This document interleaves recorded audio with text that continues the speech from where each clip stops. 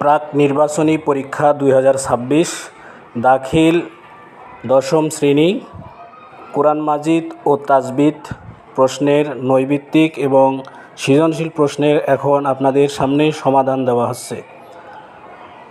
আল্লাহর পক্ষ থেকে রাসূলগণকে গোপনে কোনো কিছু জানিয়ে দেওয়ার নাম, এটা হচ্ছে 1 নাম্বার ওয়াহি। আপনারা সবাই স্পষ্ট করে দেখতে পাচ্ছেন। আর 2 নাম্বার হচ্ছে ইউমিনুন শব্দের মাজদার কি? উত্তর হচ্ছে খ আল ইমান। 3 নাম্বার হচ্ছে ইসরাইল কার অপর নাম? উত্তর হচ্ছে ইয়াকুব। উত্তর খ। 4 নাম্বার সায়াকুলু শব্দের বাহাস কি? উত্তর খ মুদারে মাসবুত মারুফ। 5 নম্বরে বলা হয়েছে লা তুফসিদুন এর বাপ কি? উত্তর গ ইফআল। 6 নম্বরে বলা হয়েছে রাইনা শব্দের অর্থ কি? উত্তর খ আমাদের রাখাল। 7 নম্বর নাসক কত প্রকার? উত্তর গ 4 প্রকার। 8 নম্বর ইয়াহদি মাইয়াশা আয়াতাংশে মাইয়াশা এর মোহাল্লাল এরাব কি? উত্তর হচ্ছে ক মারফু। 9 নম্বর বলা হয়েছে সাফা মারোয়া পাহাড়ে সাই করার হুকুম কি? উত্তর খ ওয়াজিব। 10 নম্বর মুসলমানদের প্রথম কিবলা কোনটি? আমরা সবাই জানি এটা বাইতুল মুকাদ্দাস। উত্তর ঘ।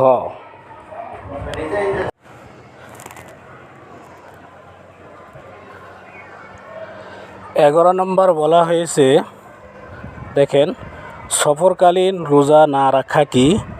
উত্তর হচ্ছে ঘ খিলাফে আউলা। সবাই দেখতে পাচ্ছেন। 12 নম্বরে বলা হয়েছে ইব্রাহিম দোয়া করেছিলেন কোন শহরের জন্য? উত্তর ক মক্কা। 13 নম্বরে বলা হয়েছে কুফরের বিপরীত শব্দ কি? উত্তর ক ঈমান। পবিত্র কোরআনে আকাশকে কিসের সাথে তুলনা করা হয়েছে? উত্তর খ ছাদ। 15 নম্বর প্রশ্নে বলা হয়েছে ওয়াইজ ইয়ারফাউ ইব্রাহিমুল কওয়াইদা আয়াতাংশে বাইতুন দ্বারা কোনটিকে বোঝানো হয়েছে? উত্তর খ আল কাবাতুল মুশাররফা। 16 নম্বর আসওয়াবাত শব্দের জিন্স কি? উত্তর ক মাহমুজে ফা হবে। 17 নম্বর কিসাস কোন বাবের মাজদার? উত্তর ক মুফআলা। 18 নম্বর ওয়ালা খাউফুন আলাইহিম এর মধ্যকার লামটি কোন প্রকারের? উত্তর হচ্ছে গ লাইন ওফি লিল জেন্স।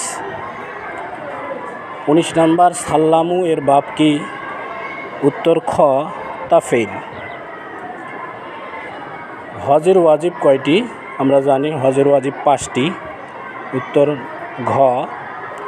21 নম্বর কয়্যুম শব্দের অর্থ কি? চিরস্থায়ী। এটা আমরা সবাই জানি। উত্তর হবে খ। লাইসা জাকারু কাল উংসা আয়াতাংশে উনসা বলতে কাকে বোঝানো হয়েছে? উত্তর হচ্ছে গ মরিয়াম আলাইহিস সালাম। 23 নম্বর ফাজুকুল আজাব আয়াতাংশে আজাব এর মহল্লে এরাব কি? উত্তর খ মানসুব। 24 তাওরাত শব্দের অর্থ কি? আলোকধারা। উত্তর খ। 25 নম্বর উলাইকা হুম ওয়াকুদুন নার আয়াতাংশ দ্বারা উদ্দেশ্য হচ্ছে কাফের। উত্তর ক। ইনজিল কোন ভাষার শব্দ? উত্তর হচ্ছে ঘ সুরিয়ানি। লাইসা কোন ধরনের ফেল? এটা হচ্ছে ফেলে নাকেস। উত্তর ঘ। সর্বশ্রেষ্ঠ জাতি কারা? অবশ্যই মুসলমান হবে। আতিউ শব্দের অর্থ কি? তোমরা অনুসরণ করো। উত্তর গ। ইত্তাবিউ এর সিগা কি? জ মুজাক্কার হাজের আপনারা দেখতে পাচ্ছেন। ওখানে 30, 31, 32 দেওয়া আছে। দেখেন 33 নম্বর। রহমত শব্দের অর্থ অনুগ্রহ। ফাতাওয়াক্কাল আলাল্লাহ আয়াতাংশে আল্লাহ শব্দটি মহল্লা এরাব হচ্ছে আল মাজরুর। উত্তর গ। কুরআন কারিমে আনা নুনের সাথে যুক্ত আলিফ অতিরিক্ত নয় 4 স্থানে। উত্তর খ। কুরআন মাজিদে পাঠকালে বিসমিল্লাহ আউযুবিল্লাহ পড়ার কয়টি নিয়ম আছে? 4টি। কুরআন মাজিদে কত স্থানে সাক্তা আছে? এখানেও 4 হবে। উত্তর ঘ। এটা 38 নম্বর অ্যান্সার। আমার সঠিক জানা নাই, কারো জানা থাকলে অবশ্যই কমেন্ট করে জানাবেন। মাজদারের নুন সর্বদা কি বিশিষ্ট হয়? পেশ বিশিষ্ট হয়। উত্তর গ। নামাজে বিসমিল্লাহ পড়ার বিধান কি? অবশ্যই সুন্নত। এখন আমি খ বিভাগ কোরআন মাজিদের সৃজনশীল আয়াতগুলো দেখানোর চেষ্টা করতেছি। আপনারা দেখতে পাচ্ছেন। প্রথম 1 নম্বর সৃজনশীল আয়াতের খ নাম্বার, গ নাম্বার কি হয়েছে আপনারা দেখেন। 2 নম্বর প্রশ্নে ওয়াইজা কিলা লাহুম লা তুফসিদু এই আয়াত আসছে এবং এটা শানে নজুল এবং তাহকিক চেয়েছে। 3 নম্বর ওয়াইজ ক্বালা রাব্বুকা লিল মালাইকাতি এই আয়াত আসছে। এটার ব্যাখ্যা এবং তাহকিক লিখতে হবে, অনুবাদও লিখতে হবে। অবশ্যই প্রত্যেক আয়াতের অনুবাদ লিখতে হবে। দেখেন ইয়া বানি ইসরাঈল আযকুরু নি'মাতি আল্লাতী আন'আমতু আলাইকুম এই আয়াতটির অনুবাদ, এটার ব্যাখ্যা এবং নিচে সংশ্লিষ্ট তাহকিক লিখতে হবে। সূরা আলে ইমরান থেকে কি আসছে? আলে ইমরানের প্রথম আয়াতটা আসছে, এটার অনুবাদ লিখতে হবে, তারকিব লিখতে হবে,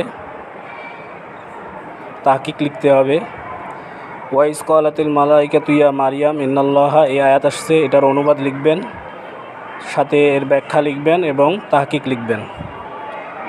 তারপর ইন্না আউওয়ালা বাইতুন উদিয়া লিন্নাস এই আয়াতের অনুবাদ আপনারা সবাই লিখবেন এবং সংশ্লিষ্ট তাহকিক আছে লিখবেন। তারপরে গ বিভাগ থেকে ইতাআতুর রাসূল, মুহাব্বত, হজ, আদর্শ মানুষের পরিচয়, এখান থেকে 2টা লিখতে হবে। আর গ বিভাগ থেকে 2টা লিখতে হবে। দেখেন প্রশ্নগুলো।